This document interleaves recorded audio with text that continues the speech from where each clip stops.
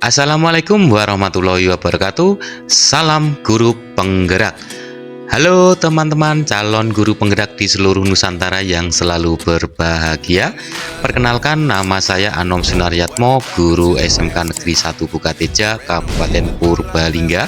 Di kesempatan kali ini saya akan memaparkan hasil aksi nyata saya, yaitu modul 1.4 budaya positif.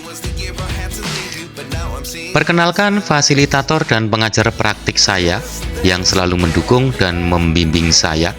Beliau adalah Ibu Eni Rohaini sebagai fasilitator dan Bapak Budi Rahwanto sebagai pengajar praktik saya.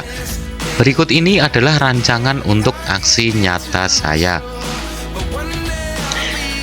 Latar belakang aksi nyata yang dialami siswa selama ini, mereka bertindak hanya untuk mengikuti aturan sekolah karena hanya untuk menghindari hukuman ataupun sanksi, bukan atas kesadaran mereka sendiri, sehingga budaya positif di sekolah tidak bisa berjalan secara efektif. Tujuan pelaksanaan aksi nyata menumbuhkan kesadaran siswa untuk menjalankan keyakinan kelas. Yang kedua, membangun budaya positif di sekolah dengan meyakini nilai-nilai kebajikan universal. Yang ketiga, menciptakan komunikasi segala arah antara guru dan siswa. Yang keempat, mewujudkan merdeka belajar berpihak pada murid. Tolak ukur aksi nyata. Yang pertama, siswa mampu membuat kesepakatan dan keyakinan kelas sesuai dengan nilai-nilai profil pelajar Pancasila. Yang kedua, siswa mampu menunjukkan perubahan perilaku sebagai pembelajaran atas masalah yang pernah dihadapinya. Yang ketiga, siswa mampu menjalankan kesepakatan yang telah dibuat dengan penuh tanggung jawab. Dan yang keempat adalah siswa dan guru mampu melaksanakan budaya positif, yakni keyakinan kelas dan segitiga restitusi secara konsisten. Lini masa tindakan. Yang pertama adalah menghadap kepala sekolah dan menjelaskan pentingnya penanaman budaya positif di sekolah. Yang kedua, meminta izin kepada kepala sekolah untuk mendiseminasikan budaya positif dengan rekan sejawat. Yang ketiga, mengumpulkan rekan guru untuk melakukan diseminasi budaya positif. Yang keempat, berkolaborasi dengan para guru untuk membuat keyakinan kelas. Yang kelima, memantau dan merefleksi keyakinan kelas yang sudah dibuat. Ini merupakan dokumentasi lini masa tindakan yang sudah saya lakukan.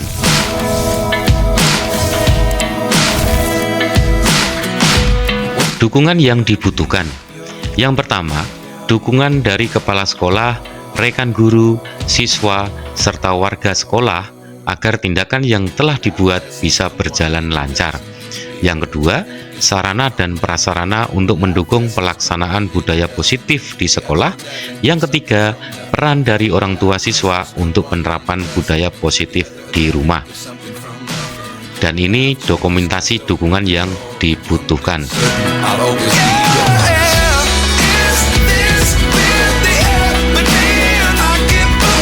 Berikut merupakan kegiatan diseminasi di sekolah mengenai pemahaman budaya positif yang disampaikan oleh 5 pemateri calon guru penggerak angkatan 9 dari SMK Negeri 1 Bukateja, Kabupaten Purbalingga.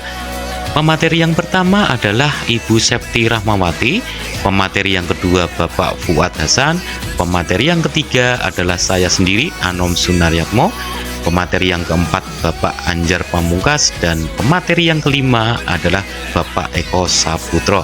Terima kasih, semoga bermanfaat dan selamat menyaksikan.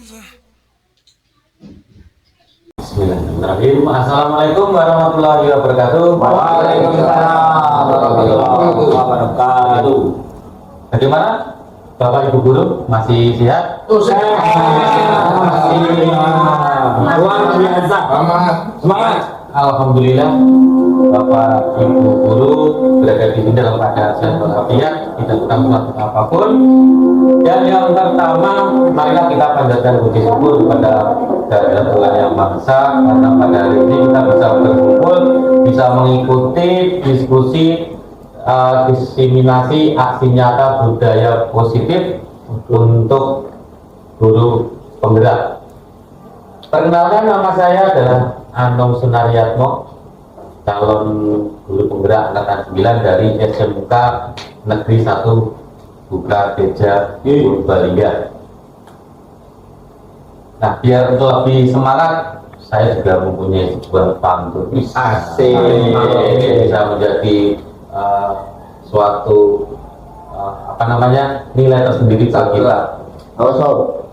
Tubuh letih usah dipaksakan. Cakep. Nanti sakit sekujur tubuh. Cakep. Pendidikan jangan disia-siakan.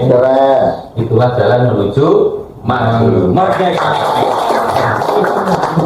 Jadi suatu semangat buat kita biar nantinya pendidikan kita ini semakin maju. Nah, kita next. Kita ataupun saya sebelum memulai diskusi mengenai budaya positif, saya punya sebuah pertanyaan pemantik Bapak Ibu sekalian. Nah, ini kita lihat untuk Anda dan teman Anda, ataupun nanti ada T untuk kegiatan cobalah buka. Misalkan nanti ada yang berposisi sebagai A, kemudian ada yang berposisi sebagai yang B. Kalau yang nantinya sebagai posisi A, itu nanti akan mengepalkan salah satu tangan. Sedangkan nanti yang kedua adalah yang sebagai ataupun sebagai rekan yang B itu mencoba dengan segala cara untuk membuka kepalan tangan Anda. Jadi nanti yang A ini posisinya adalah mempertahankan kepalan tangan Anda, sedangkan yang B adalah dengan segala cara si B ini ingin merebut ataupun membuka kepalan tangan Anda, sehingga nantinya si B ini mempunyai banyak strategi, mau membujuk, mau menghardik, mengintimidasi, memarahi, menggoda, menggelitik, bahkan menawari Anda itu uang agar bisa membuka kepala tangan. Nah, nanti Bapak Ibu guru nanti bisa menjadi posisi A, kemudian yang posisi B mungkin dari Pak Buat posisi A, posisi A, posisi B, Pak Anjar posisi A, kemudian Pak Arman posisi B, Pak Eko posisi A, Bu Siti posisi B, Oke. sama Pak Tio A, biasanya intinya B-nya A, ya sering. Kemudian yang Pak Umar B. Nah, jadi saya ingin tahu seperti apa nantinya Pak Tio yang A ya Pak. Yes. Bagaimana Pak Tio ini mempertahankan kepala tangannya dari godaan Pak Umar. Monggo Pak Umar. Iya. Ada apa Pak Tio? Ini kita saya ada makanan. Makanan saya juga ada makanan. Iya. Ini ada sesuatu yang Monggo rahasia. sudah ada. Bagaimana caranya mempertahankan Berapa kali?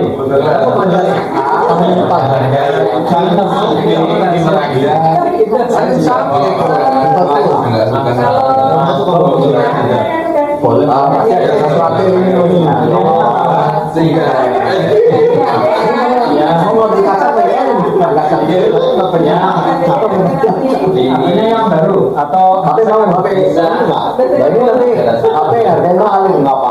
bisa janganlah. Ini soalnya nggak sih buat saya. Tapi ini penting buat saya. Saya ingin tahu Pak. Bisa ini soalnya penting Kalau saya kan di tangan ada garis-garis tangan, di tangan ini. Ajar kayak apa ini? Oh, boleh. Saya lihat lagi. Cukup. Ada bisa serunya ketika si A ini mempertahankan kepalanya, sedangkan si B ini merayu dengan segala caranya untuk bisa membuka kepala tangannya. Jadi Pak Tio, bagaimana Pak Tio tadi mempertahankan kepalanya? Apakah dengan strategi khusus? Petuang lain Ini ya, Ternyata saya di sini tergoda dengan makanan. makanan Ya, karena tadi dari Pak Umar menawarkan makanan yang lebih enak daripada saya, kemudian padanya saya malah terbuka makanannya saya. berarti makanan Pak Tio Itu nggak enak. nggak enak. Iya. Saya tergoda dengan makanan yang nggak Berarti enak. prinsipnya Pak Tio bagaimana? Ternyata mudah goyah. Nah, udah tuh ya. Nah, berarti nantinya ketika kita tidak bisa mempertahankan kepala tangan ini ibaratnya adalah benda berharga yang kita miliki. Nah, ini Pak Tio ini tergoda, ya tergoda dengan bujuk rayunya Pak Umar yang begitu menggoda dengan makanan enaknya. Ternyata ketika mempertahankan itu lebih sulit ketika tergoda dengan apa yang dilihat ataupun yang disampaikan oleh si pihak tersebut. Kemudian yang Pak Fuad lakukan ketika mempertahankan kepalanya gimana Pak? Tadi hampir saja saya itu membuka kepala tangan saya, Pak. Tergoda dengan Iya, hampir saja. hampir saja ya. Iya, hampir saja. Mau Karena tadi dikasih tawaran sesuatu yang sedang saya impikan, yang sedang saya inginkan itu kasih barang, berupa HP gitu. Tapi ternyata dikasih itu nggak bisa karena ini jadi ternyata kalau bisa saja tergoda ya. ambil saja. Ya, tapi tetap kokoh ya, Masih kokoh kokoh. dengan kepala tangannya ya. Nah, itulah kenapa kita harus mempertahankan apa yang kita punya. Nah, jadi kepala tangan yang kita punya itu lebih berharga ketika ada godaan dari luar. Nah, setelah kita bermain-main dengan kepala tangan untuk mempertahankan apa yang kita punya, sekarang kita lihat di sini ada miskonsepsi makna kontrol.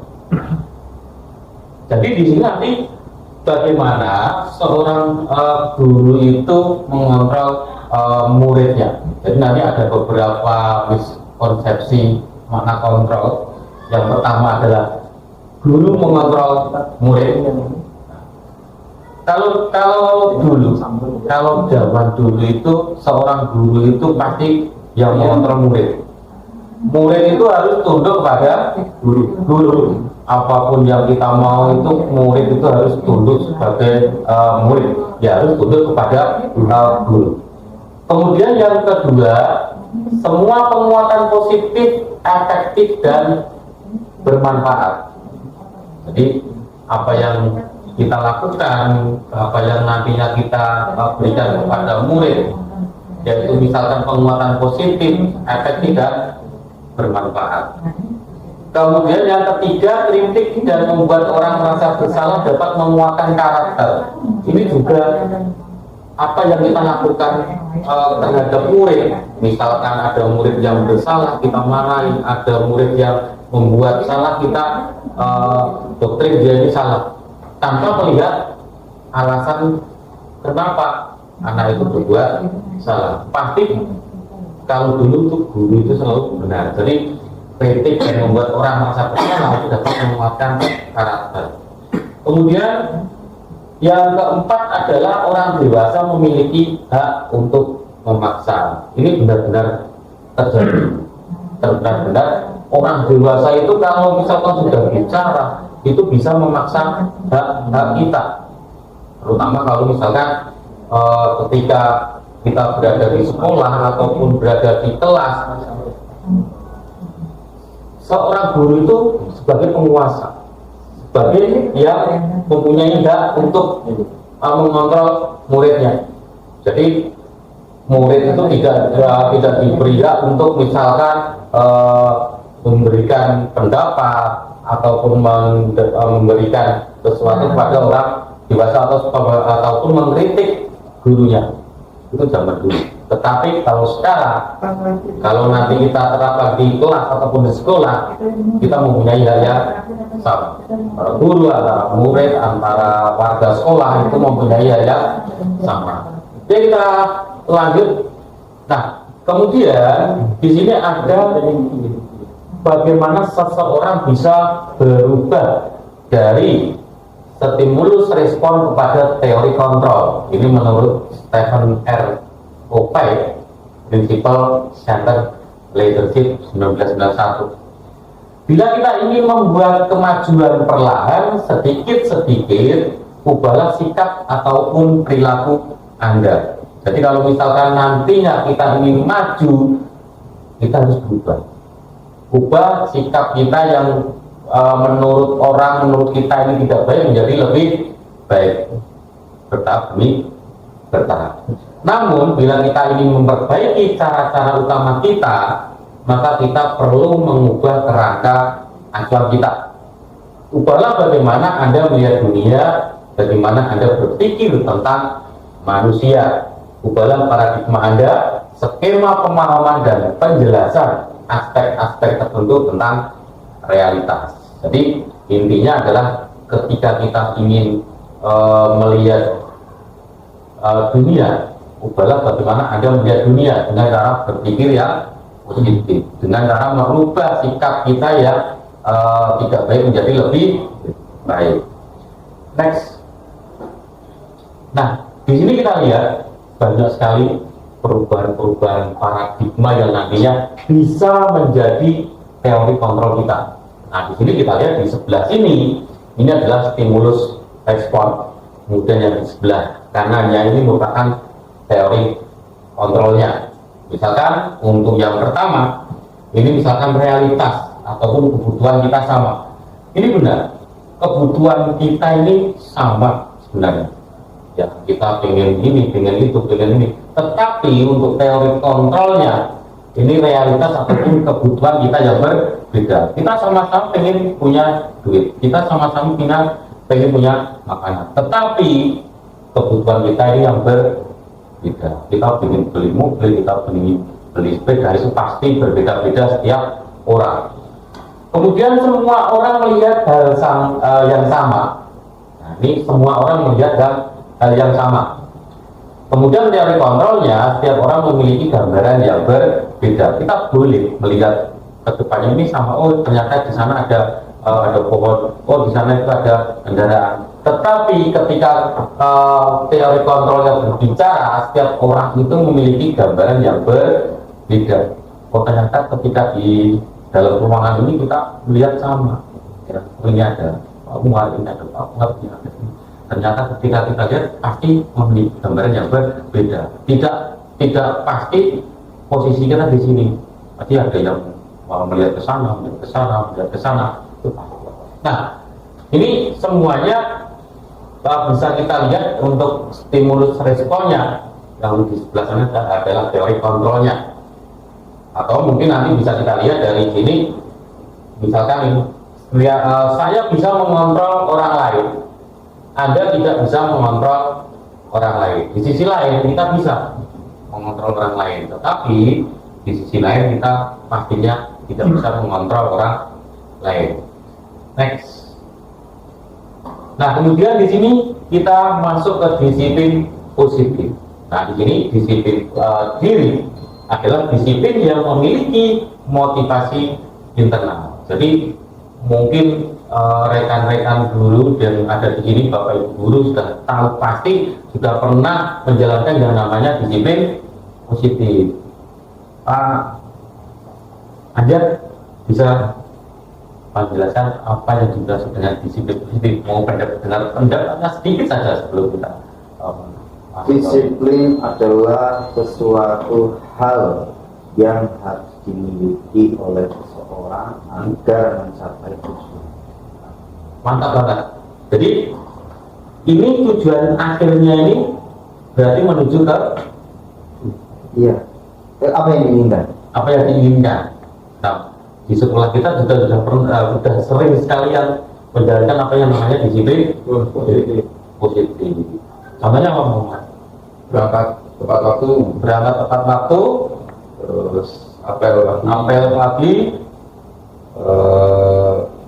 menaati peraturan. menaati peraturan. Nah inilah yang sudah dilakukan di sekolah kita. Oke, nanti akan kita lihat untuk ataupun kita bahas untuk kebiasaan-kebiasaan yang lain ataupun rasa perubahan yang belum ada di sekolah kita, sekolah SMK Negeri 1 Bekasi Jalan. Nanti akan kita lanjutkan ke sesi berikutnya. Ya teman-teman, kita lanjutkan diskusi kita tentang disiplin positif. Tadi kita sudah punya kesepakatan bersama kalau disiplin positif itu dia motivasinya internal, tumbuh dari kesadaran diri begitu untuk tertib, patuh dengan nilai-nilai kebajikan yang disepakati. Jadi bukan karena ada ketidaknyamanan, misalnya karena dia takut ada hukuman atau tertarik karena adanya imbalan. Kemudian kita akan ke sesi berikutnya, yaitu tentang apa itu sebenarnya disiplin diri, keuntungannya bagi pelaku. Yang pertama, bahwa yang melakukan disiplin positif berarti dia sudah memiliki motivasi internal, kemudian menggali potensinya menuju tujuan yang mulia. Kemudian dia sudah punya kontrol terhadap tindakan yang dilakukan dan bertanggung jawab terhadap apa yang dilakukan. Kalau kita lihat pada kondisi di sekolah kita, menurut Bapak Ibu, apakah disiplin positif yang sudah berjalan dengan baik kira-kira? Ya, kalau menurut saya ini sudah cukup baik ya di sekolah kita ya. Kita sudah punya banyak aturan, sudah banyak rambu-rambu yang sudah diterapkan di sekolah kita. Yaitu. Monggo Bapak Ibu yang lain barangkali nambahin. Dari Pak Eko ada tambahan terkait dengan disiplin kelas kita, disiplin sekolah kita. Ya, menurut saya yang memang sudah terjadi di sekolah kita memang sudah apa yang seperti itu sudah menyampaikan. Oke, baik, sepakat ya semuanya sepakat.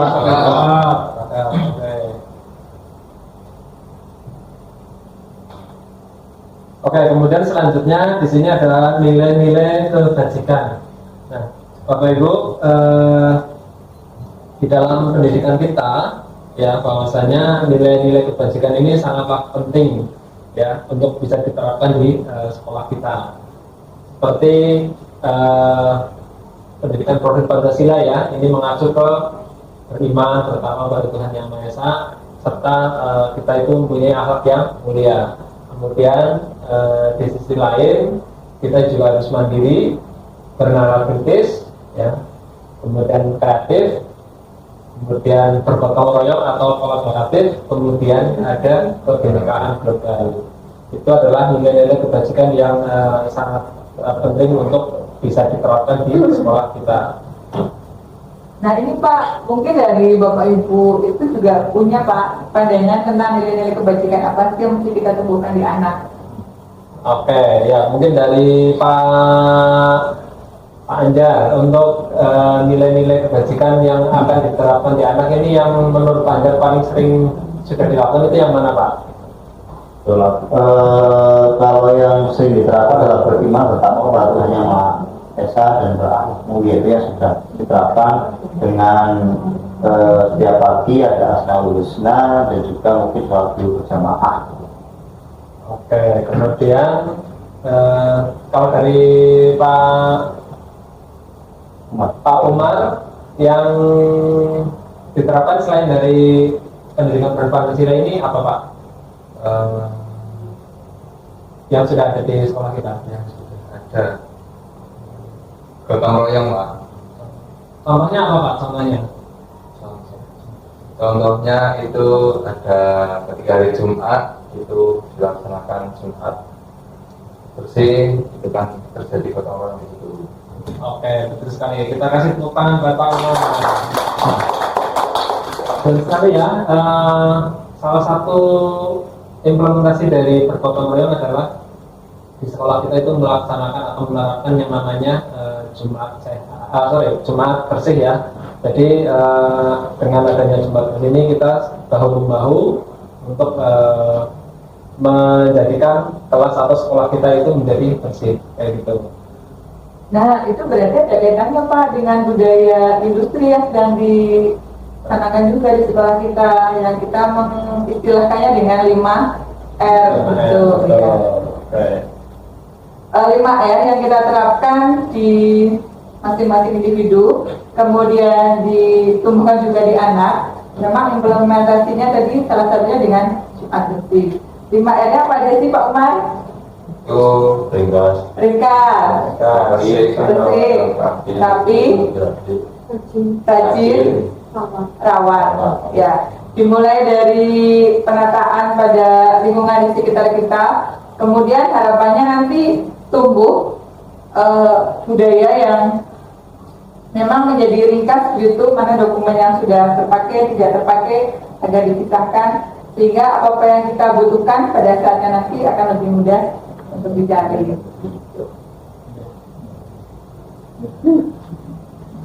Oke, ini lanjut adalah motivasi dari perilaku manusia.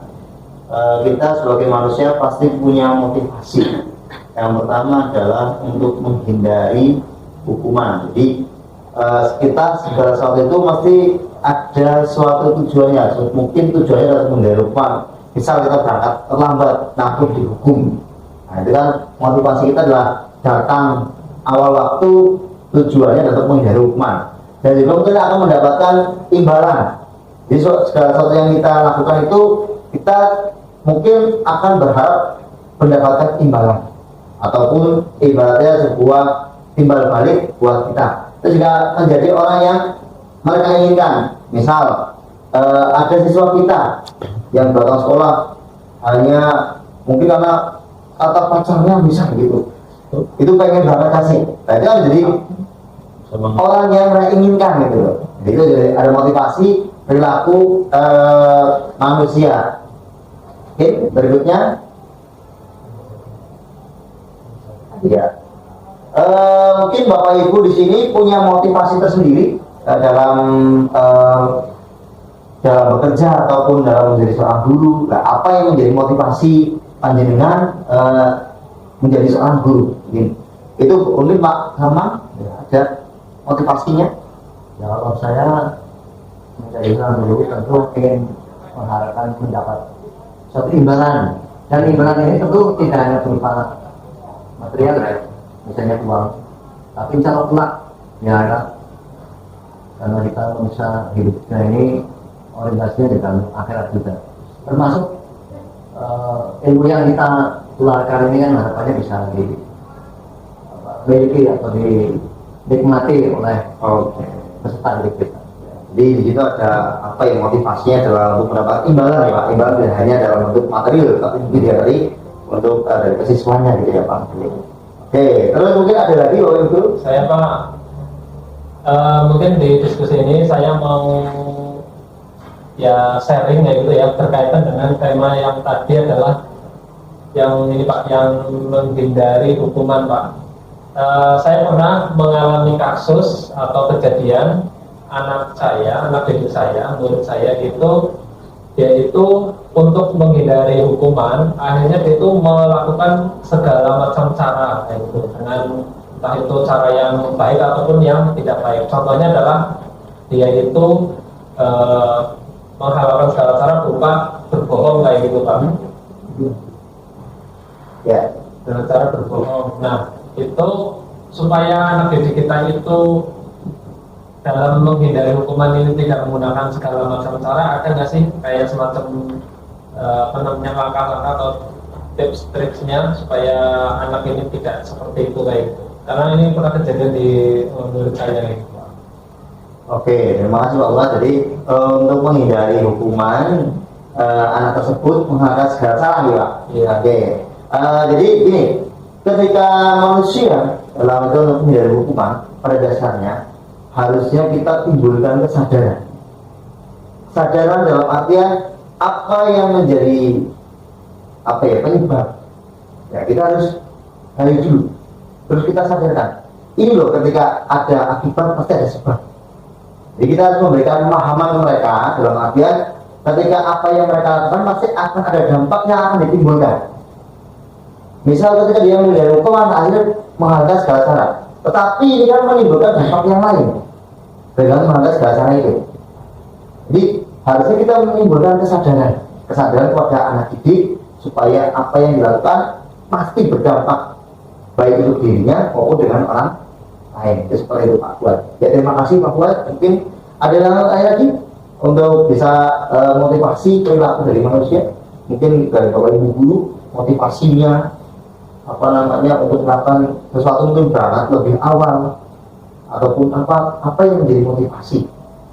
Kalau saya Pak ya, Kalau menurut saya anak-anak itu lebih bersemangat, lebih bersemangat untuk belajar itu kalau misalkan ini yang kedua mendapatkan imbalan.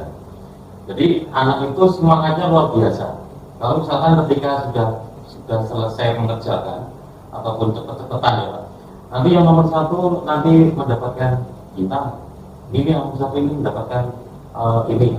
Nah, ini biasanya itu anak-anak itu semangat sekali untuk mendapatkan imbalan ataupun dikasih nilai yang bagus. Nah, ini anak-anak itu pasti semangat luar biasa. Oke, ini mendapatkan imbalan. Jadi di sini adalah motivasinya adalah untuk mendapatkan imbalan, segala sesuatunya berhubungan dengan imbalan. Ya. Bisa berupa nilai, ya, bisa berupa reward.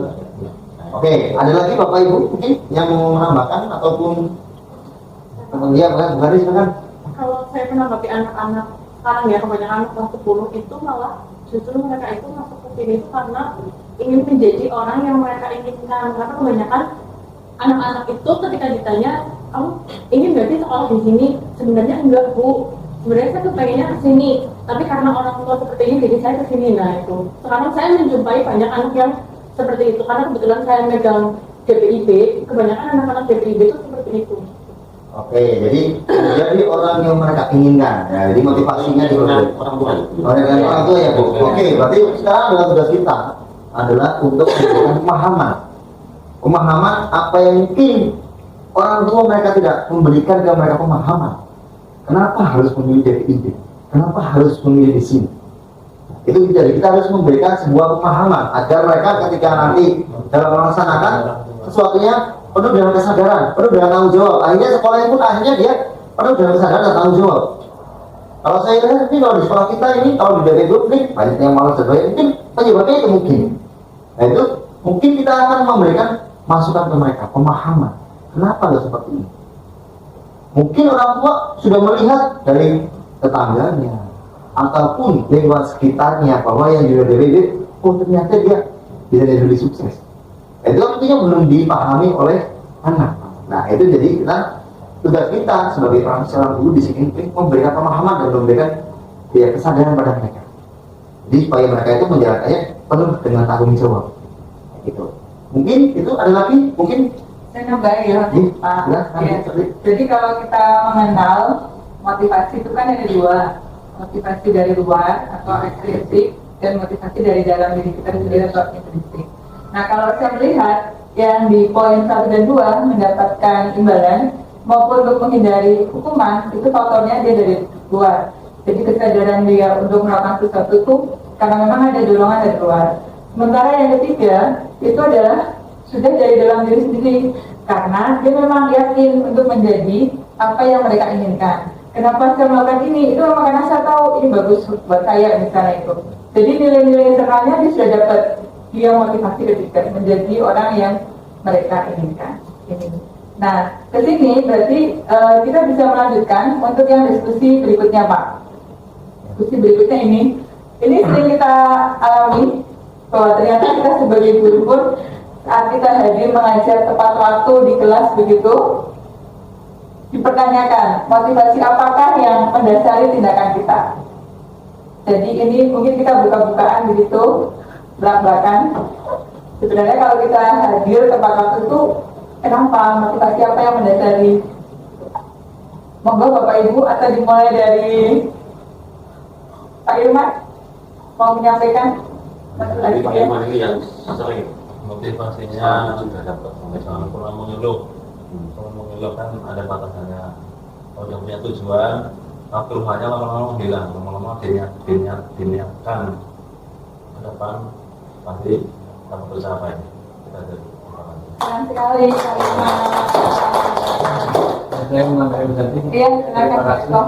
saya akan memberikan satu pendapat bahwa sebagai kita sebagai penjara guru, kita memang selama ini kan kita baru memberikan motivasi ekstensif pada siswa, yaitu dengan memberikan reward atau punishment sebenarnya ini tidak terjadi, tapi ternyata pendekatan yang sangat kurang itu adalah memberikan pemahaman dan kesadaran. Dan saya selain memberikan pemahaman dan kesadaran, saya juga harus memberikan teladan atau contoh baru. Jadi sebelum pembelajaran saya baru 10 menit dan sudah ada di ruang seperti itu. Terima kasih. Terima kasih.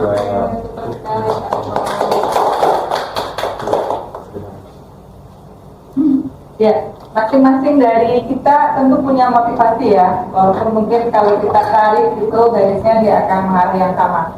Mungkin sih bisa berbagi cerita motivasinya masuk dalam dengan tepat waktu. Terima kasih. Prinsip saya itu kan pilihan ya. Dengan saya sudah memilih jadi guru, ya harus segala konsekuensinya saya ambil. Termasuk harus masuk kelas tepat waktu. Tujuannya apa? Yang pertama, mungkin saya sering melakukan kesalahan yang sebetulnya merugikan diri saya, bukan mungkin, tapi kan prinsip saya jangan sampai hal buruk saya itu merugikan orang lain. Bagi saya kalau sering terlambat sampai ke kelas itu akan merugikan hak siswa. Jadi saya tidak ingin melanggar hak siswa. Kemudian yang kedua, seperti yang Pak Eko sampaikan tadi, bagaimana kita menuntut siswa untuk selalu disiplin waktu kalau kita juga tidak disiplin. Kemudian yang ketiga apa ya? Supaya semakin banyak waktu untuk anak itu bisa berkonsultasi dengan kita. Kan kita posisi di kelas itu sebagai tempat untuk mereka mencari tahu seperti itu. Jadi kalau kita selalu ada kan mungkin mereka butuh apa, kita selalu mendampingi. Itu tujuan saya selalu hadir di kelas kita. Keren banget Bu. Ini memang karena profesi guru udah jelihan gitu, jadi totalitas ya Bu menjadi teladan buat anak-anak di kelas. Nah sekarang monggo Pak Karman minta pendapatnya. Kalau saya memiliki pendapat seperti ini, bahwasanya kita sebagai guru ini memang harus menjadi suri teladan bagi anak didik kita, dan tentu kebaikan kita ini nantinya akan kembali pada diri kita masing-masing. Dan penggunaan waktu ini memang harapannya jangan banyak yang terbuang, karena kita kan sudah biasanya terpilih ya, atau sudah memilih sebagai guru. Jadi seperti tadi yang dikatakan Bu Kesi itu, secara profesi memang harus kita taati, termasuk jangan menyia-nyiakan waktu berlalu begitu saja. Terima kasih.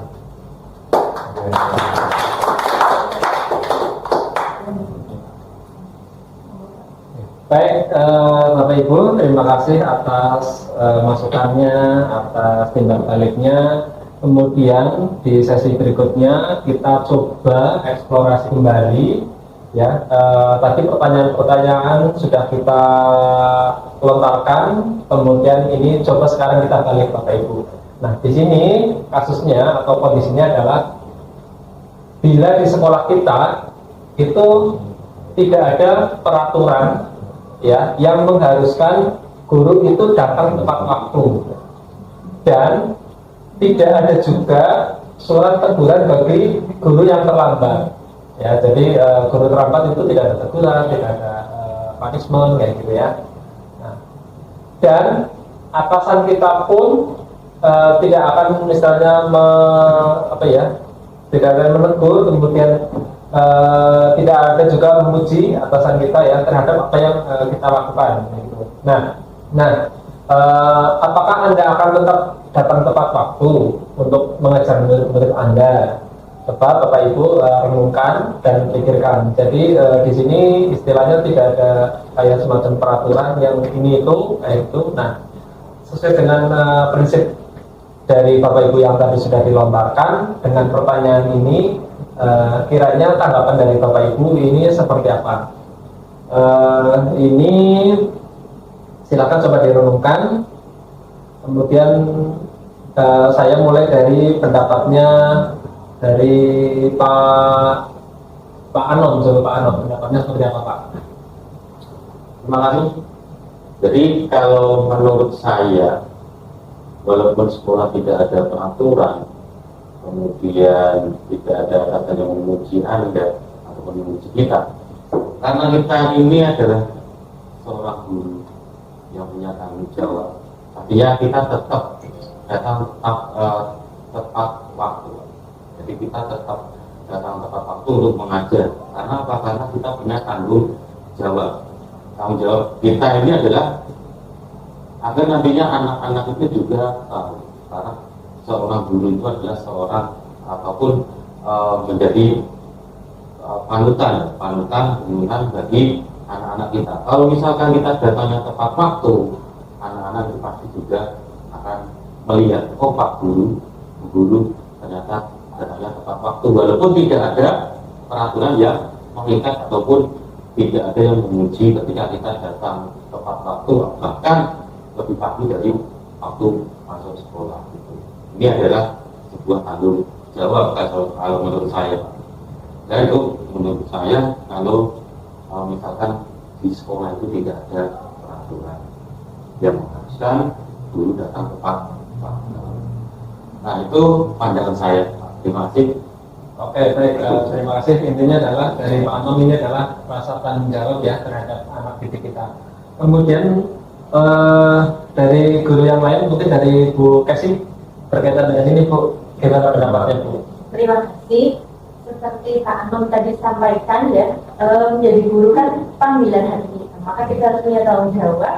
Ada atau tidak adanya aturan, tetap memang sejak awal kita tujuannya untuk menjadi teladan untuk anak-anak, jadi itu tidak akan mempengaruhi gara-gara nggak ada aturan kita semuanya sendiri, insya Allah kita akan kita akan bertanggung jawab dan menjadi teladan yang baik sebisa mungkin. Baik, terima kasih. Di tugas ini memberikan argumen bahwasanya ini adalah satu tanggung jawab, kemudian ini adalah menjadi prinsip ya atau kesadaran diri kita sebagai seorang guru. Kemudian dengan adanya seperti ini, kondisi seperti ini tetap kita datang tepat waktu lah itu.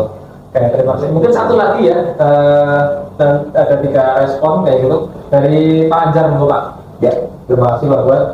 Kalau saya tidak ada aturan, itu insya Allah saya akan selalu datang tepat waktu. Karena saya sudah terbiasa untuk datang sebelum waktu masuk dari dalam pelatihan.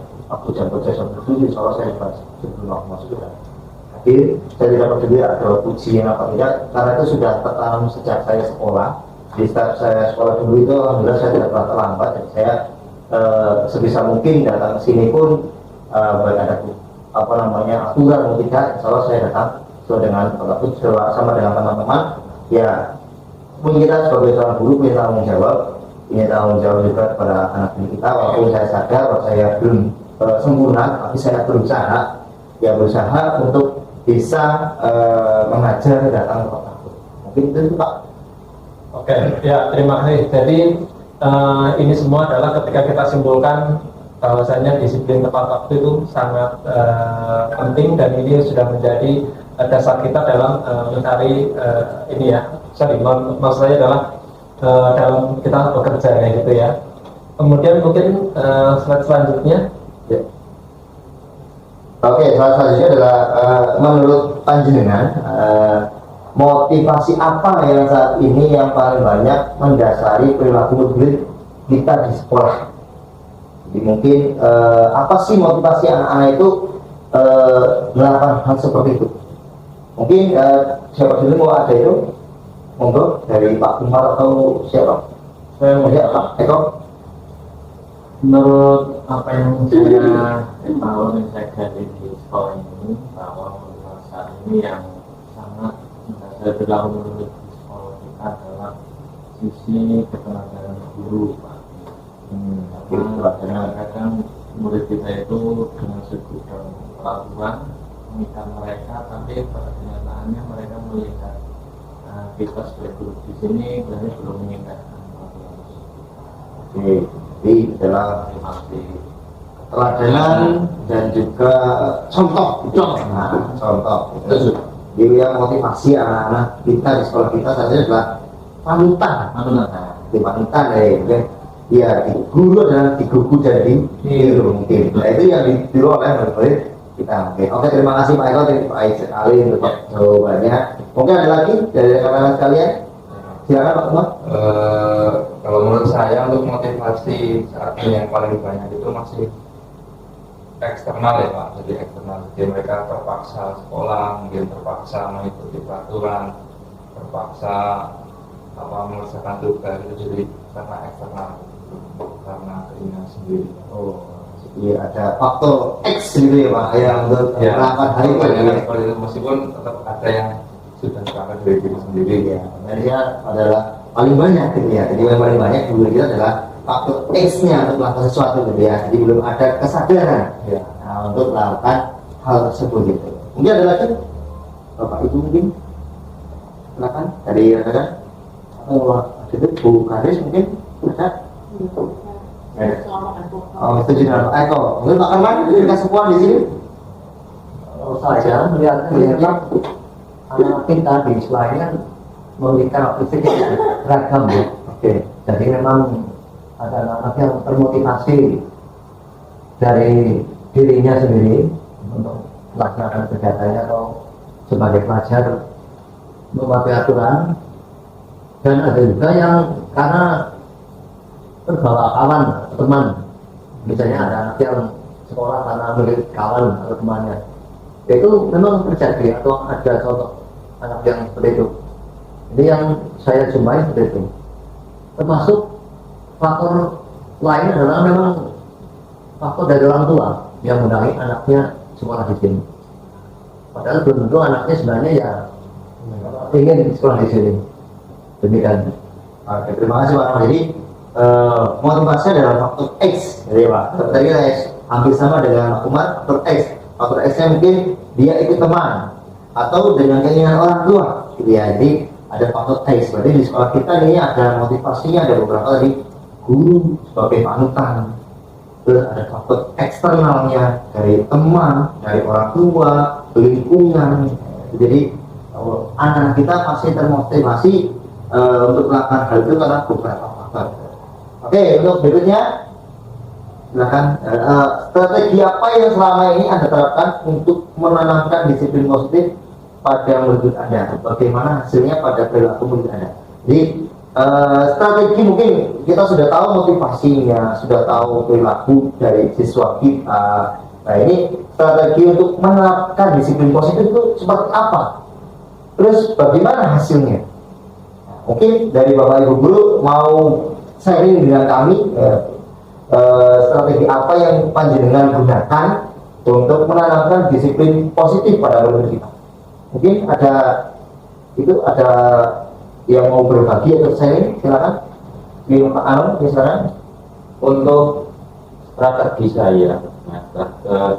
saya untuk menanamkan nilai disiplin positif ya, untuk menanamkan disiplin positif kepada murid saya itu selalu menanyakan Pak. Yang pertama itu saya selalu menanyakan cita-cita, apakah yang nantinya ingin dicapai, ataupun untuk apakah nanti untuk melanjutkan ke sekolah, kemudian bekerja. Nah itu selalu saya tanyakan. Tetapi kadang-kadang anak-anak itu kan ketika dikasih seperti itu kan, apakah mau bekerja atau mau kuliah, ya, itu kan ada suatu pilihan. Pasti ada yang menyeletuk juga Pak. Pengennya setelah sekolah itu ya ada pilihan ketiga, ya, menikah.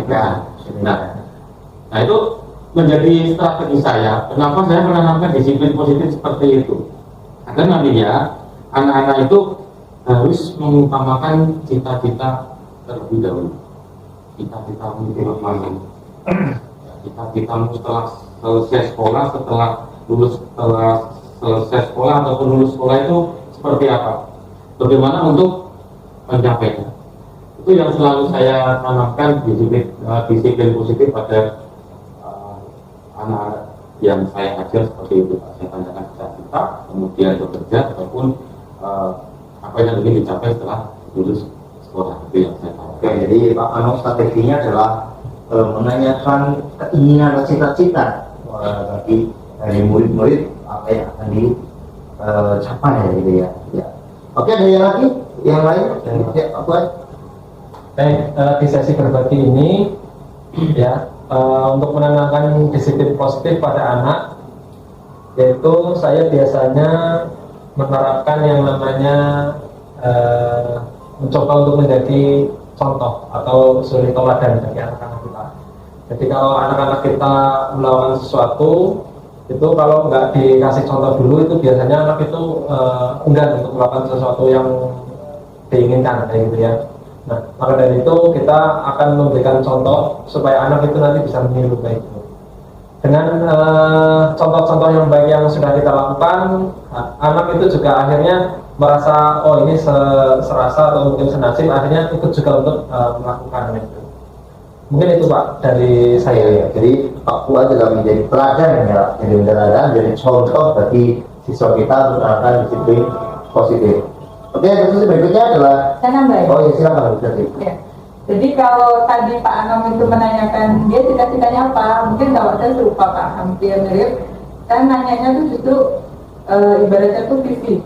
Kamu mau jadi apa? Visi kamu apa? Nah dari situ itu saya awali dengan membuka komunikasi Pak, komunikasi yang baik dengan anak-anak pada saat di kelas maupun di ruang kelas itu. Kemudian saya membuka dialog. Biasanya saya tanya, kamu visinya apa sih? Visi apa Bu? Nah, nanti kita ngobrol dari situ. Kemudian apa yang akan kita lakukan untuk jangka dekat, kemudian jangka panjang. Dari situ biasanya mereka akan tumbuh kesadaran Pak, oh iya, itu maunya kayak gini, maka ini loh jalan yang akan saya lalui. Gitu. Oke, terima kasih Bu Sati menanyakan visi pandangan depan gitu ya. Iya, Pak. Oke, terima kasih. Ya, terus berikutnya adalah kita nilai-nilai kebajikan apa yang berusaha tanamkan pada murid-murid Anda. Jadi apa nilai kebajikan yang kita usahakan atau kita tanamkan pada murid-murid kita? Mungkin Bapak Ibu sekalian punya nilai kebajikan yang ingin ditanamkan oleh anak kita. Mungkin dari teman-teman ada yang mau berbagi. Silakan Pak Arman. Kalau saya berusaha mengajak anak selalu menerapkan budaya 5R ya setiap saat. Kemudian juga mengajak anak supaya melaksanakan kegiatan sholat berjamaah. Sholat berjamaah bagian dari perintah ya, jadi seperti itu. Dan selalu memberi motivasi untuk anak agar anak memiliki motivasi belajar yang lebih semangat ya, untuk menuju atau untuk meraih cita-cita yang diharapkan. Yang menerapkan budaya 5R dan juga sholat berjamaah ya Pak. Ya. Oke. Itu ada lagi mungkin dari teman-teman sekalian apa nilai kebajikan yang berusaha kita tanamkan pada diri kita. Kita sebagai seorang guru kan pasti berusaha menanamkan nilai kebajikan pada murid-murid kita. Silakan, ada yang lain lagi? Iya Pak, nilai adab itu Pak, santun. Iya. Oh ada. Ya. Ini sejalan dengan program sekolah kita yang 5S itu Pak. Ya, jadi kita memberikan adab gitu ya, ya. Baru kemudian ada ilmu gitu ya. Jadi kita yang orang beradab, salah satu menjadi orang yang berilmu. Gitu. Ada lagi mungkin teman-teman sekalian? Ya silakan. Untuk nilai-nilai kebajikan yang saya tanamkan pada murid-murid itu biasanya menyangkut disiplin dalam pengumpulan tugas Pak. Oh, disiplin ya. Disiplin diri dalam mengumpulkan tugas, kemudian nilai kerjasama dalam melaksanakan praktikum. Nah, itu kan kalau praktikum itu kan selalu kerja kelompok. Biasanya nantinya dilakukan dalam beberapa kelompok. Kemudian nilai berbaginya yaitu dengan program tutor sebaya. Jadi saling berdiskusi dengan kelompok ataupun teman-teman sebaya. Kemudian untuk nilai-nilai semangatnya ini untuk dengan memberikan tantangan tugas yang berupa catatan digital, kemudian mengembangkan teknologi dengan menggunakan IT, Pak.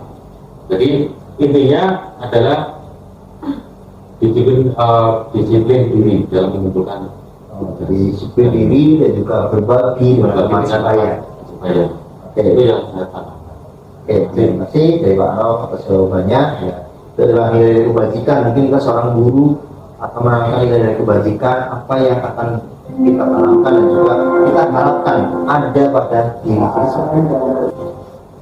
Baik, teman-teman atau bapak guru yang sudah bergabung di sesi ini, kita lanjutkan di slide berikutnya, yaitu kebutuhan dasar manusia.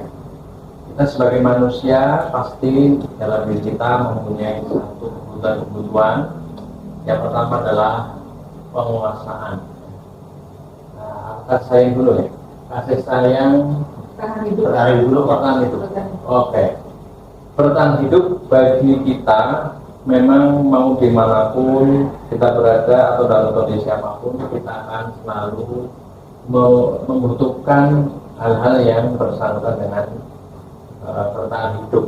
Seperti yang pertama adalah tentunya makanan ya, atau kebutuhan-kebutuhan yang lain. Ya, begini Bapak Ibu, tadi terkait dengan 5 kebutuhan dasar manusia.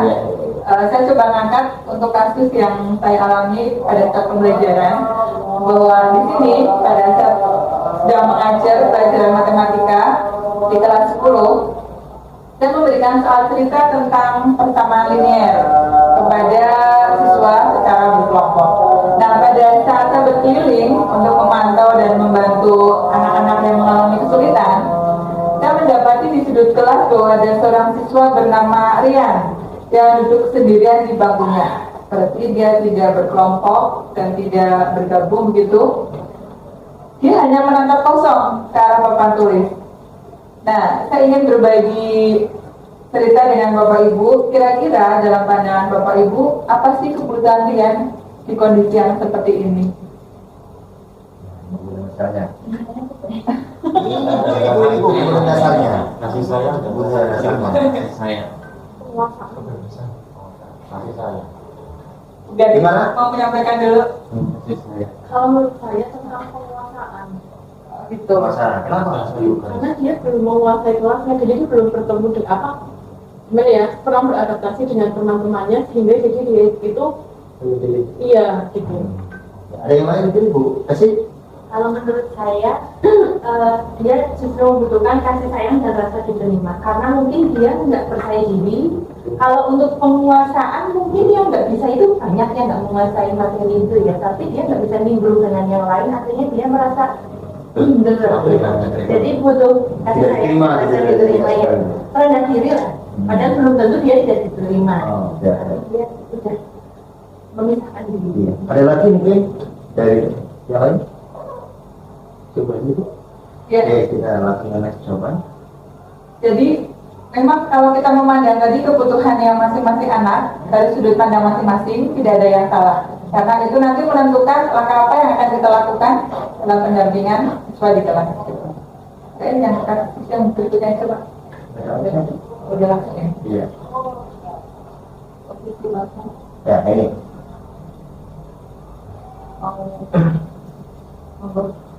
Bahwa ya, oke, saja. Di sini kita sebagai seorang guru, ya, seorang guru itu harus punya posisi kontrol terhadap murid kita. Apakah kita sebagai seorang penghukum, ataukah sebagai teman, atau sebagai seorang manajer atau sebagai seorang pemantau atau membuat rasa bersalah. Jadi kita sebagai seorang guru itu punya kontrol penting dalam artian ketika anak berbuat sesuatu, kita berada di posisi mana? Apakah kita menghukum? Sebagai contoh, ketika anak tidak mengerjakan PR, dia berdiri di depan kelas dengan kaki di angka 1, tangan di telinga misalnya. Kalau hukum ini itu adalah menimbulkan kesan apa ya? Apa itu namanya itu? Dia berarti menyakiti ya? Iya, dia menyakiti siswa tersebut tanpa membuat mereka itu sadar akan kesalahan yang dibuat, sehingga dampak yang nanti ditimbulkan siswa tersebut tidak akan memperbaiki kesalahannya, karena kita sebagai penghukum memberikan hukuman. Jadi itu memberikan dampak psikis yang membekas di siswa. Itu jadi kita kalau sebagai seorang guru, posisi kita sebagai penghukum, siswa tersebut tidak akan merubah dengan kesalahannya, ataupun ya siswa tersebut tidak menyadari apa kesalahan yang mereka perbuat, dan dampaknya nanti tidak akan memperbaiki di kemudian hari. Nah, Pak Anja, mungkin ini kita bisa disaringkan tipe hukum itu yang bagaimana sih, kalimat-kalimat yang sering kita lontarkan itu bagaimana yang dikategorikan dia sebagai penghukum? Iya, seperti tadi saya contohkan, ketika dia siswa tidak mengerjakan PR misalnya itu, kita suruh maju ke depan, terus kita memberikan sebuah sanksi, kaki di atas, tangan di telinga, melingkar kepala misalnya. Jadi bukan, iya kan?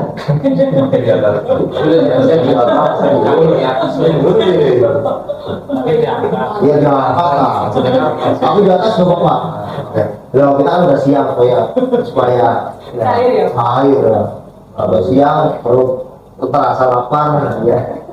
Ya, jadi tipe penghukum itu adalah tipe yang memberikan dampak psikis kepada anak.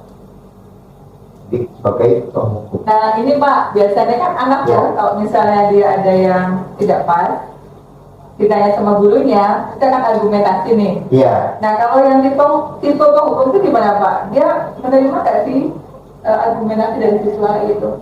Kalau tipe penghukum itu mereka tidak mau menerima apapun alasan dari yang besar. Entah itu misal dia datangnya terlambat, entah itu banyak bocor, rangkaiannya copot dan sebagainya. Mereka tidak mau tahu alasannya. Terus ada lagi kita sebagai kalau pembuat rasa bersalah, seakan-akan kita membuat anak itu merasa bersalah terhadap diri kita. Bagaimana si A udah bapak bela, udah bapak lindungi, tetapi kok kamu seperti ini? Itu kan membuat rasa mereka itu bersalah. Jadi membuat anak itu merasa salah. Oh iya, saya salah dengan Pak A, karena saya sudah dibela, ternyata saya seperti ini. Nah, itu membuat rasa bersalah. Nah, terus ada lagi tipe ya seorang pemantau.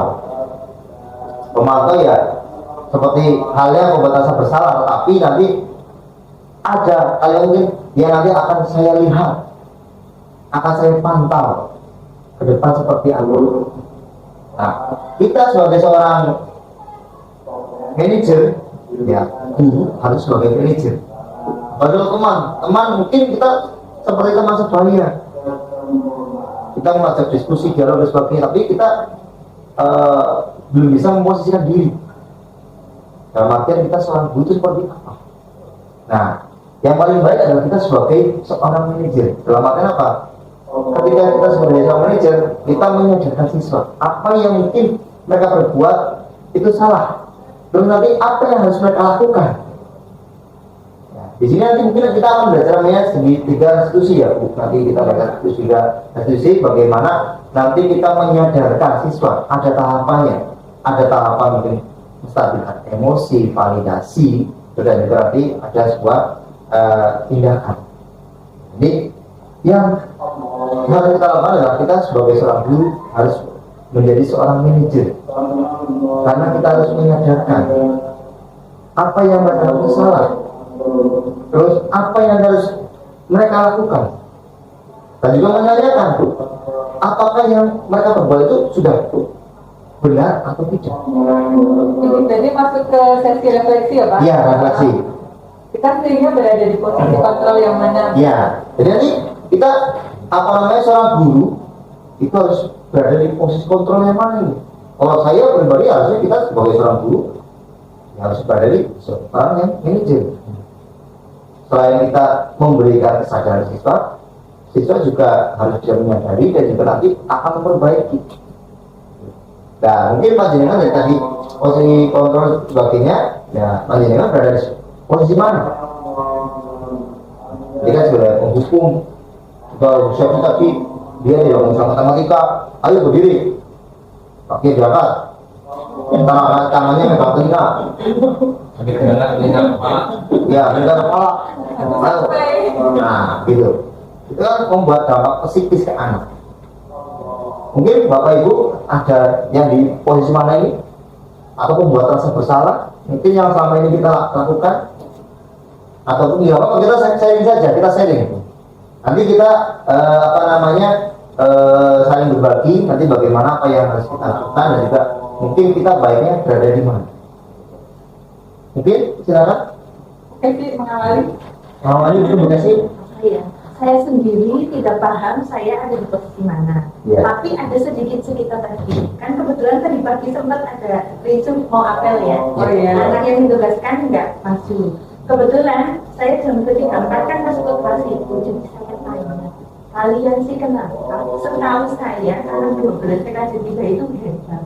Bukan anak yang membuat onar dan lain-lain. Kok sampai apel harus diganti? Terus yang Putra bilang, sebetulnya kemarin itu sudah ditanyakan anak laki-laki ada yang siap jadi pemimpin atau tidak, karena yang laki-laki belum siap. Terus saya kira karena di grup sudah dibahas, saya kira yang putri siap, jadi belum. Nah, melihat reaksi itu, dan kebetulan yang laki-laki kan pada apa ya ekspresi wajahnya kayak nggak mood hari ini lah. Yang sudah ya sih, kalau mungkin kalian harus dimarahin dan dimarahin. Dan yang penting besok kalau ada tanggung jawab disiapkan lebih awal dan konsisten, jadi nggak sampai seperti tadi. Nyatanya sekarang masih kalian hebat, yang tanpa persiapan pun lebih lancar daripada yang mungkin sudah dilakukan. Nah, kalau seperti itu berarti saya harus gimana ya Pak? Iya, itu sebagai manajer. Kenapa Bu saya manajer? Karena kita pertama adalah menstabilkan emosi. Ya, jadi kita langsung sih ini Bu. Nah ini Bu. Ya, ada menstabilkan identitas atau emosi, terus kita memvalidasi tindakan yang salah, terus menanyakan sebuah keyakinannya. Ya, jadi sebelum kita menjudge anak itu, kita harus tahu dulu apa yang menyebabkan mereka itu seperti itu. Kita stabilkan dulu. Nah, ibarat stabilkan. Setelah itu kita validasi. Setelah validasi tindakan yang salah, ya kan ada tindakan yang salah dulu, ada itu sebagainya, kita validasi dulu. Setelah itu menanyakan keyakinannya. Tadi kan ada ya hebat sebagai pasti bisa. Ya, itu sudah termasuk ya penjaga termasuknya posisi sebagai seorang manajer. Karena manajer sudah melakukan 3 tahap itu. Kalau yang kita namanya sertifikat restitusi. Jadi ya mungkin di sana mungkin bukan sih ini sama Bu Penggerak sebenarnya Bu. Iya, ini sudah memilih harus ya. Nah, ya itu harus ya. Oke, itu ya. Ya. Mungkin kan kita sudah masuk ke tahap terakhir gitu ya. Mungkin silakan yang lain menambahkan. Ya, gitu ya. Oke. Ya gitu ya. Jadi ini. Ya, ini namanya keyakinan. Kita buat keyakinan itu adalah nilai kebajikan universal. Jadi sikapnya adalah sifatnya universal. Jadi sebelum kita mempelajari kelas, itu harusnya kita membuat sebuah poin-poin penting secara umum. Nanti itu disepakati secara tersirat dan tersurat. Nanti disepakati bersama, baik itu yang tersirat maupun yang tersurat. Dan juga ini lebih memotivasi seseorang dari dalam. Kalau kita bikin kesepakatan dengan bersama, saya yakin mereka itu akan memiliki tanggung jawab apa yang mereka sepakati. Contoh, kayak kemarin saya di dalam kelas, saya bikin kesepakatan, Pak kalau istirahat semuanya sholat duha, silakan sholat duha. Alhamdulillah sholat duha. Terus, ya ketika guru sedang mengajar memperhatikan, nah itu kita juga kesepakatan. Ayo kita sepakatannya seperti apa? Katanya memperhatikan. Mereka akan sadar. Oh ini loh kita yang bikin kesepakatan bersama. Kita demokrasi kepada anak. Dan itu akan membuat rasa nyaman anak itu melakukan belajar di dalam kelas. Nah itu yang dinamakan keyakinan. Jadi ada nilai kebajikannya secara umum atau secara luas, terus disepakati secara bersama-sama dan secara tersurat atau tersurat, dan juga nanti ketika kesepakatan tersebut dibuat akan lebih memotivasi seseorang melaksanakan kesepakatan sudah dibuat. Ini mungkin kan kalau selama ini kita mengenalnya peraturan, Pak. Ya. Sebenarnya peraturan dengan keyakinan itu sama apa enggak sih? Perlu dijelaskan itu, Pak. Peraturan dengan keyakinan itu mungkin agak sedikit berbeda. Kalau peraturan kita sudah secara umum lupa, dan itu berbentuk disepakati secara bersama. Tapi kalau keyakinan kelas dan sebagainya itu kita sepakati secara bersama-sama. Dalam artian setiap orang itu berhak untuk mengajukan suatu pendapat. Nah, pendapat tersebut disepakati tidak menjadi keyakinan kelas tersebut. Kemudian dalam penggunaan bahasa, Pak, karena kan nanti dia tetap berupa kalimat. Yeah. Jadi kalau dalam peraturan itu mungkin kita sebenarnya menggunakan kata dilarang datang terlambat. Betul, misalnya, maka dalam keyakinan maka bahasanya juga menjadi datang tepat waktu. Ya, atau datang lebih awal. Gitu. Jadi ketika keyakinan itu adalah kalimatnya adalah yang positif. Jadi kalimatnya selalu positif yang membangun. Nah itu adalah keyakinan kelas. Berbeda dengan aturan, karena kan sudah kaku. Tapi kalau keyakinan ada hal-hal yang ataupun peraturan yang ibaratnya dengan kalimat-kalimat positif. Nah, ini keyakinan kelas yang bersifat abstrak daripada peraturan, jadi lebih konkret ya, yang lebih rinci dan lebih konkret. Nah, keyakinan kelas juga berupa pernyataan yang universal dan senantiasa dibuat dalam bentuk positif. Ya, hendaknya tidak terlalu banyak. Kalau terlalu banyak nanti anak-anak itu bingung. Ini mau mana yang saya dapat. Mungkin kalau anak itu kasih pendapat, mungkin kita ambil garis besarnya. Nah, garis besarnya sebenarnya terlalu banyak. Itu juga dapat diterapkan di lingkungan ya tersebut. Mungkin kalau kita di kelas ya, tapi keyakinannya harus bisa diterapkan di lingkungan kelas. Tidak bisa kita globalkan mungkin di lingkungan luar kelas. Contoh, ya dalam artian kita itu membuat peraturan yang melibatkan kelas lain, itu tidak bisa. Harus yang bisa diterapkan dalam kelas tersebut. Dan juga setiap ada kelas hendaknya itu berkontribusi. Nah ini yang paling penting adalah semua hendaknya berkontribusi. Walaupun nanti kita ambil garis besar, tapi setidaknya mereka sudah menyampaikan pendapat yang mereka dapat. Terus juga bersedia juga kembali keras dari waktu ke waktu. Berarti keyakinan ini bisa berubah nggak? Bisa saja. Ketika nanti kita masuk lagi, mungkin yang kemarin ada dievaluasi, silakan dievaluasi. Ya, itu seperti itu. Nah ini namanya restitusi, yaitu suatu cara menemukan disiplin positif pada siswa yang berbuat salah. Jadi restitusi adalah suatu cara. Ya, tadi saya sudah disebutkan posisi mana. Nah ini namanya restitusi adalah satu cara menanamkan disiplin positif pada siswa yang berbuat salah. Dan juga restitusi berbeda dengan hukuman, tidak menyakiti dan memperbaiki kesalahan. Restitusi. Nah ini segitiga restitusi. Nah, jadi ada sebuah segitiga ini yang dimana ada menstabilkan identitas yang pertama, yang kedua adalah memvalidasi tindakan yang salah, dan juga yang berbeda dalam menanyakan keyakinan. Kalau menstabilkan identitas dengan kata-kata seperti contoh nih, setiap orang pasti pernah melakukan kesalahan. Nah, kamu bukan satu-satunya yang pernah melakukan ini. Tadi Bu Pes kan sudah itu ya, menstabilkan identitas. Kelas lain bisa, kan itu dan sebagainya, itu juga termasuk menstabilkan identitas. Adakah validasi tindakan? Adakah cara yang lebih efektif untuk mendapatkan atau yang kamu butuhkan? kamu tentu punya alasan mengapa melakukan itu. Nah, tadi kan Bu Eni juga menanyakan kenapa sih alasannya gitu. Nah itu kan validasi tindakan yang salah. Terus menanyakan keyakinan, ya keyakinan kalau sampai yang disepakati kamu ingin menjadi orang yang seperti apa, kamu pasti bisa.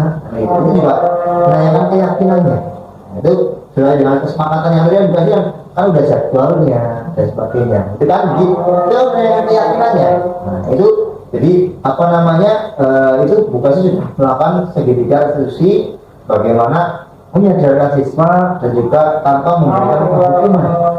Kita menyadarkan tadi Bu Kasih juga menunjukkan besok kalau ada lagi dipersiapkan atau gitu. Jadi itu sudah menjadikan sebuah solusi bagi mereka dan juga pasti mereka akan melaksanakan juga kegiatan tersebut. Baiklah teman-teman semua, inilah untuk contoh ataupun saya sudah membuat yang namanya kesepakatan kelas yang nantinya ataupun yang ini kita buat di kelas, kemudian kita buat nanti kita berikan kepada anak-anak di kelas sehingga nanti apa yang kita sepakati bisa menjadi keyakinan kelas yang saya ajar bisa diakan. Nanti adalah keyakinan kelas yang sudah kita buat ataupun kesepakatan kelas yang sudah kita buat di kelas 12 PRJ 2 sehingga nantinya apa yang pada saat kita melakukan pembelajaran di kelas sepakatan ini yang nanti akan kita pakai. Oke, untuk diskusi diseminasi budaya positif hari ini kita akhiri. Terima kasih kepada rekan-rekan ataupun teman-teman ataupun Bapak Ibu Guru SMK Negeri 1 Kategal yang sudah berpartisipasi ataupun ikut berdiskusi di ruang diskusi ini. Terima kasih. Akhir kata, Assalamualaikum warahmatullahi wabarakatuh. Waalaikumsalam warahmatullahi wabarakatuh. Yang ini Kakak-kakak yang punya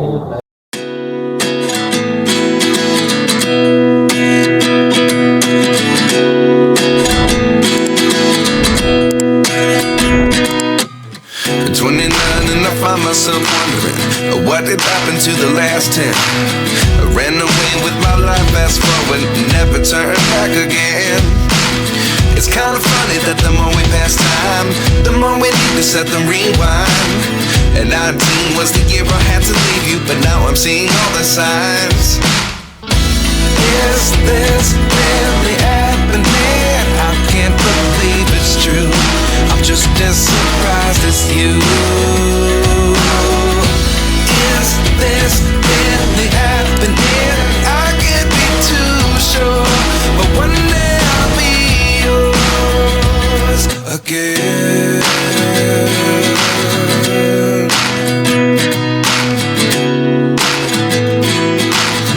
What did happen to the last 10? I ran away with my life, fast forward, never turn back again. It's kind of funny that the more we pass time, the more we need to set the rewind. And 19 was the year I had to leave you, but now I'm seeing all the signs. Is this really happening? I can't believe it's true. I'm just as surprised as you. Is this really happening? I can't be too sure, but one day I'll be yours again.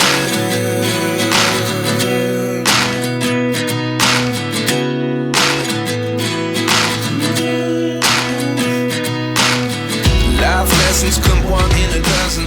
The other 11 get something from nothing.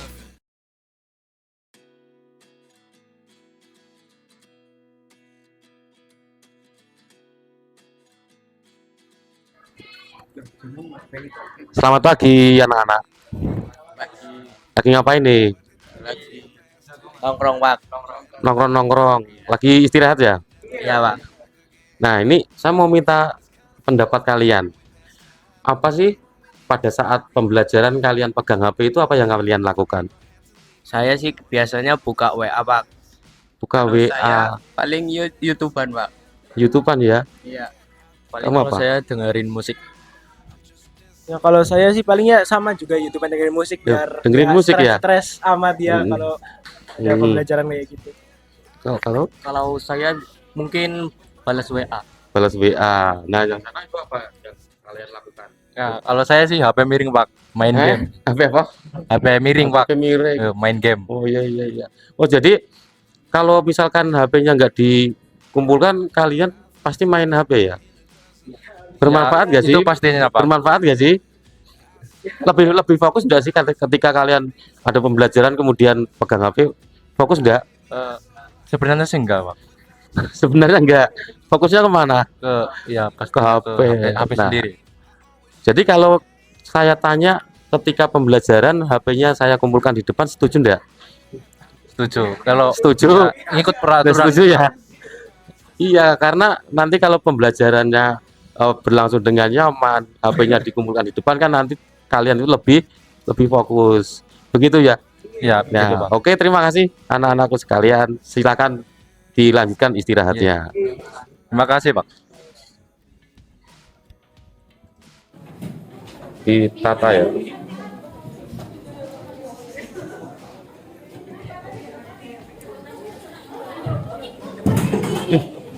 Apa ya?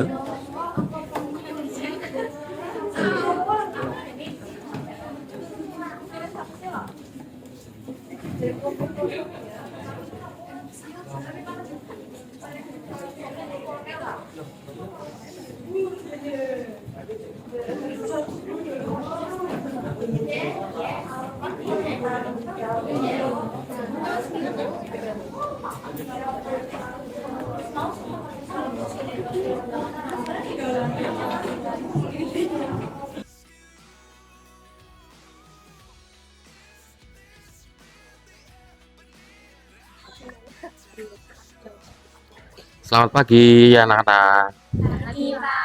Gimana kabarnya? Nah, ini saya mau minta testimoninya ya. Sebentar aja. Nah, ini mengenai HP kalian ketika pembelajaran saya itu saya kumpulkan di depan. Gimana tanggapan kalian? Manfaatnya apa? Terus pembelajaran lebih fokus. Terus nggak mikirin yang ada di luar gitu, Pak. Jadi kalau misalkan HP kalian dikumpulkan di depan kelas, setuju nggak? Setuju, Pak. Manfaatnya banyak nggak? Salah satunya tadi? Belajar lebih fokus, tidak mengganggu. Nah, jadi setuju ya kalian ya? Setuju. Oke, kalau setuju terima kasih atas testimoninya. Selamat pagi. Halo, selamat pagi. Nama saya Martanti Wijirahayu. Saya guru bahasa Inggris di SMK Negeri 1 Bukateja. Wah, itu sangat setuju.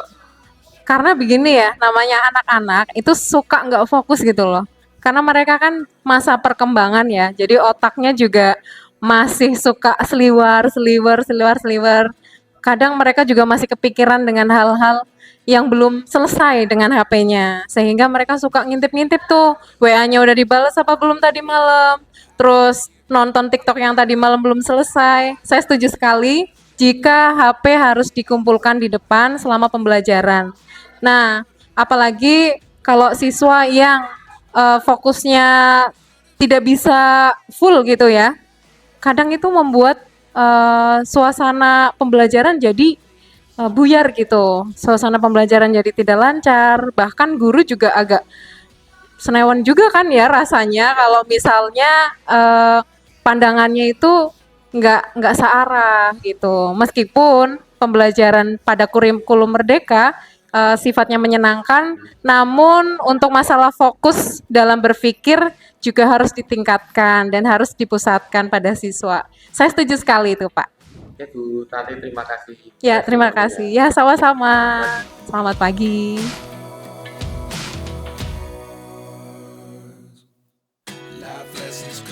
in a dozen. The other 11 give something from nothing. Life lessons come one in a dozen. The other 11 give something.